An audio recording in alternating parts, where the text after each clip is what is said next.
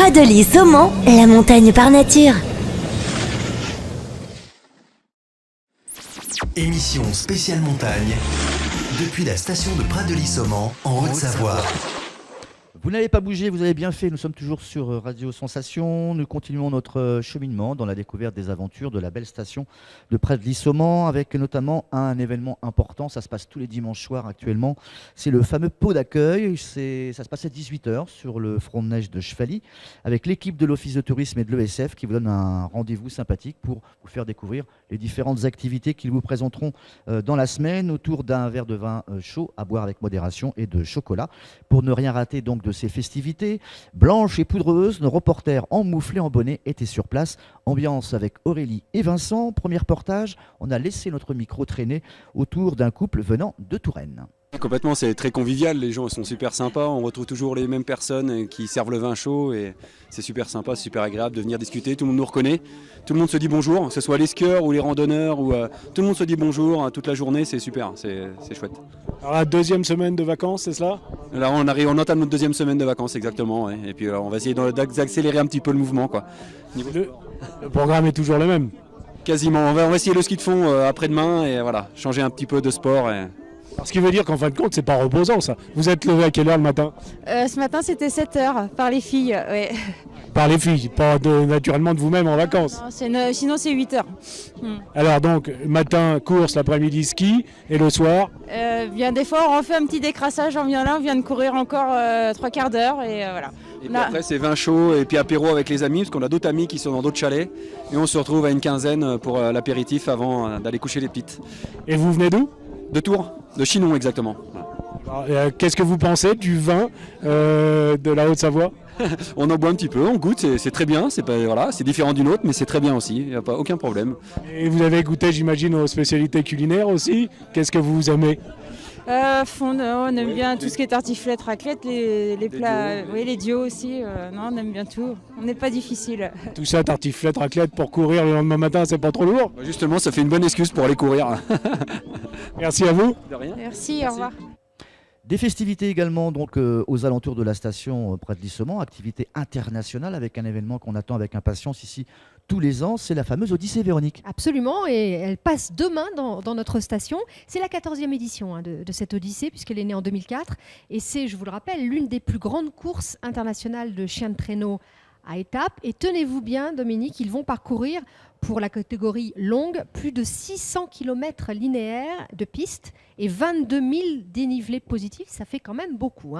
Cette année, 12 attelages, dont 6 français, 10 étapes, plus le prologue qui a eu lieu samedi. Hier, ils étaient à Morillon. Aujourd'hui, ils sont au Jet. Et puis demain, ils seront certainement près de chez nous, à Pradelis. Et oui, ils sont même à Pradelis même. Alors, il faut dire quand même que ça va partir à Saumon, à 10h, au pied des pistes. Passage à Pradelis entre 11h et 14h à peu près, avec finish de nouveau à Saumon. Ce sera environ vers 16h. N'hésitez pas à venir voir d'ailleurs passer ces attelages. Et puis, il y aura des animations pour les petits et les grands tout au long de la journée, des constructions d'igloo, des déambulations musicales, visite du poste de commandement, des jeux de piste, des ateliers luge, bref, on va pouvoir s'amuser demain. D'accord, mais il n'y a pas que les messieurs, que les hommes qui font cette course. Non, il y a aussi les enfants, absolument, parce que c'est la 7e fois qu'a lieu l'Odyssée des enfants, évidemment une course qui leur est entièrement dédiée, le temps d'une journée, et justement c'est à Pradelis, eh bien, ils vont évoluer dans les mêmes conditions que les mushers. Vous savez ce que c'est, musher ? C'est un conducteur de traîneau, c'est ça ? Bravo, c'est ceux qui conduisent effectivement ces attelages. Alors 21 collégiens vont donc, qui ont été entraînés par ces mushers professionnels, qui ont été sélectionnés, ils vont participer. L'attelage, il n'y aura que 3 chiens et ce sera sur 5 km, mais ils vont vraiment emprunter la piste 1 heure plus tôt que cette fameuse élite mondiale de Usher. Merci Véronique, vous ne bougez pas justement, on va vous retrouver plus chaudement vêtu puisque c'était hier pour l'opération pot d'accueil en compagnie de Francis, c'était détente et sourire avec les impressions des familles qui étaient là. Et là cette fois-ci c'est une famille qui vient de Bourg-en-Bresse dans le département voisin de l'Ain. On est toujours à la station Pradelis pour ce pot de bienvenue.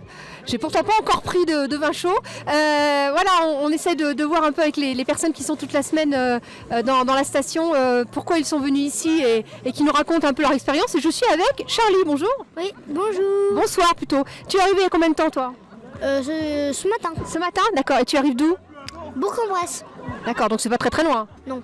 Bon, d'accord. Et donc là, ce soir, tu as fait de la luge, même de nuit? Oui. Oui, ça te dérange pas? Jusqu'à là-haut de la piste. D'accord. Et alors, t'es monté à pied et hop, tu te laisses descendre? Oui. C'est pas trop compliqué de monter? Non. Ça fait comme si tu descendais. C'est vrai?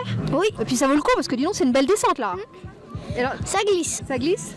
Et alors, t'as pas été prendre un petit chocolat chaud? Non. Non, t'as pas envie? J'ai pas soif. T'as pas soif? Non. Et alors, t'es venu avec tes parents? Oui.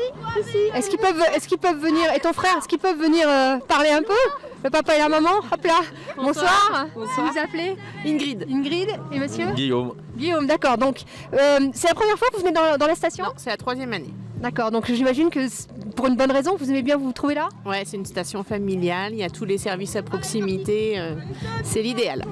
Ça vous a pas empêché la météo là avec les problèmes de route de venir cette année? Non, non, aucun souci. Ok. Pas de chaîne. Pas besoin de chaîne? Super. Ils conduisent des camions donc. Ah d'accord. On se croira à l'école des fans, c'est super. Vous avez écouté les animations là, vous allez en faire un peu cette semaine? Peut-être sur l'Odyssée?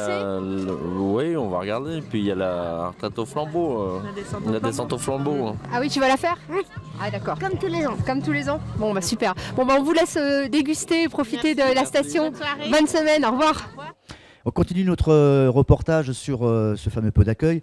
Et tout de suite, c'est au micro de Vincent et d'Aurélie, les réactions d'un binôme de sportifs. Ils sont d'origine parisienne.